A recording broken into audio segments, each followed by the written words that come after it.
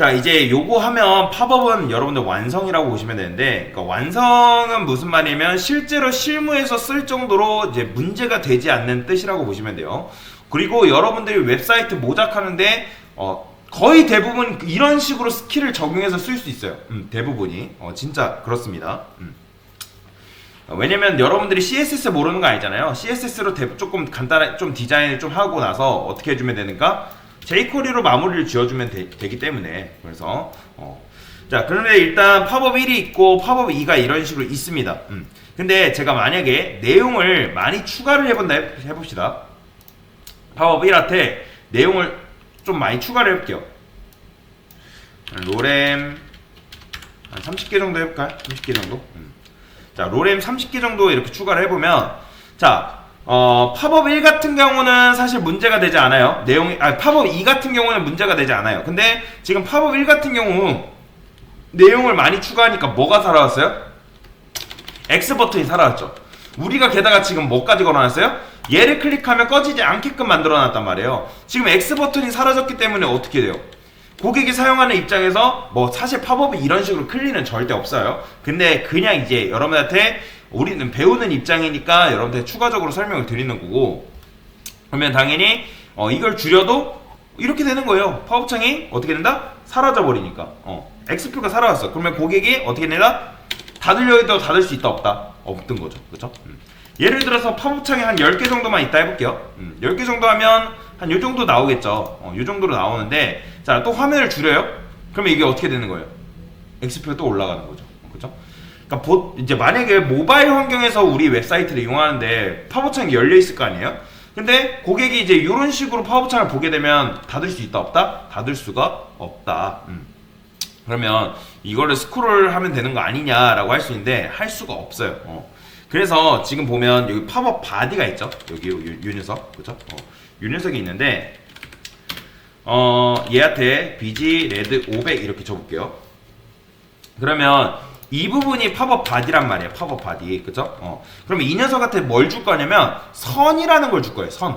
그러니까 그게 무슨 말이냐면 무한히 늘어날 수 없고 어디까지 늘어나야 돼요? 딱 그 X표 높이를 뺀 나머지, 즉 X표, 그러니까 닫는 버튼의 높이가 몇이죠 지금? 우리가 여기 30픽셀로 잡아놨잖아요. 그죠? 헤드의 높이는 딱히 잡아놓지 않았습니다. 헤드가 늘어난 이유는 버튼 크기가 있기 때문에 버튼의 높이만큼 그 30픽셀을 뺀 나머지를 얘가 사용하게끔 만들어줘야 돼요. 그래서 우리가 팝업 바디, 요 녀석 있죠? 요 녀석한테 뭐 줄 거냐면 맥스 헤이트라는 걸 줄 겁니다. 맥스 헤이트. 자, 맥스 헤이트는 무슨 높이죠? 그냥 높이가 아니라 최대 높이에요. 최대 높이. 여러분들이 100VH라 쓰게 되면 이건 뭐예요? 내가 최대 높이를 화면 높이만큼 받아오겠다. 근데 50VH 하면 어떻게 돼요? 보이시나요? 지금 높이가 이렇게 되는 거? 50VH 하게 되면 화면 높이의 반이죠. 그럼 자세히 보면 지금 여기 어떻게 돼 있어요? 삐져나온 거 보이시나요? 글씨가 이렇게 삐져나와요. 왜냐면 내가 50VH만큼 넣어놨기 때문에 이 글씨가 이런 식으로 삐져나와요. 근데 여러분들도 이 문제도 해결하는 방법을 알고 있어요. 자, 넘칠 때 쓸 수 있는 게 뭐라 했죠? 지금 뭐가 발생했어요? 오버플로우가 뭐 했다? 발생했다. 오버플로우. 그러면 이게 지금 X축이 아니라 어디? Y축이잖아요. 위. 그쵸? 그러면 어떻게 한다? 오버플로우 Y축을 오토라고 하시면 돼요. 자, 오토라고 하면 어떻게 된다?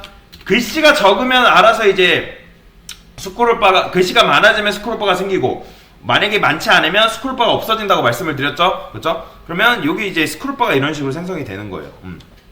그러면 그런 생각이 들겠죠. 높이 안정하고 이거 하면 되는 거 아니냐. 근데 제가 말씀드렸어요. 이게 오버플로우라는 게 성립하려면 명확한 뭐가 있어야 된다? 한계점이 존재해야 된다. 그러니까 여러분들 요게 없으면, 한계점이 없으면 요게 발생할 수가 없어요. 즉 오버플로우가 되려면 일단 뭐가 돼야 된다? 한계가 발생을 해야 된다. 그러면 한계가 있어야 넘침이라는 개념이 존재하잖아요. 그래서 이제 이런 식으로 되는 거예요. 그런데 여기서 어떤 생각이 들어요? 되게 당연히 이 스크롤바가 굉장히 거슬리죠, 그죠? 굉장히 거슬리단 말이에요. 여기 보시면. 그래서 그거랑은 별개로 팝업이 위아래로 여러분들 일단 요거 해결하는 방법은 이따가 알려드릴 거예요. 위아래로 더 클 수 있다는 거 아시겠나요? 팝업 창이 더 클 수도 있는 거잖아요. 지금 우리가 딱 고정해놔가지고 이렇게 되는 건데, 자 그러면 애매하게 얘가 이런 식으로 나온단 말이에요. 이런 식으로. 그래서 저는 어떻게 할 거냐면 계산이라는 걸 할 거예요. 계산. 어떤 걸 할 거냐면 여러분들 칼큘레이터 기억나시죠? CALC가 계산기인데 여기다가 100VH에서 마이너스 한 52픽셀 해볼까요? 어떻게 나오나? 이렇게 나오네요.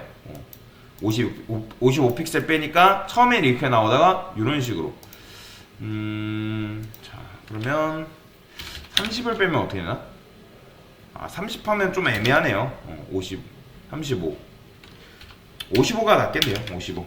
그래서 55 정도 주면 얘가 이제 이런 식으로 화면이 줄어드는 거죠. 화면이 줄어들다가 어느 선에서 요 높이를 그러니까 요 높이를 적정선을 뺀 나머지는 얘가 이제 뭐 하는 거예요? 더 이상 올라가지 않는 거죠. 그렇죠? 그래서 이런 식으로 맥스에잇을 줘가지고 작업을 할 수가 있습니다. 그래서 요걸 주시면 돼요. 요걸. 네, 이상입니다.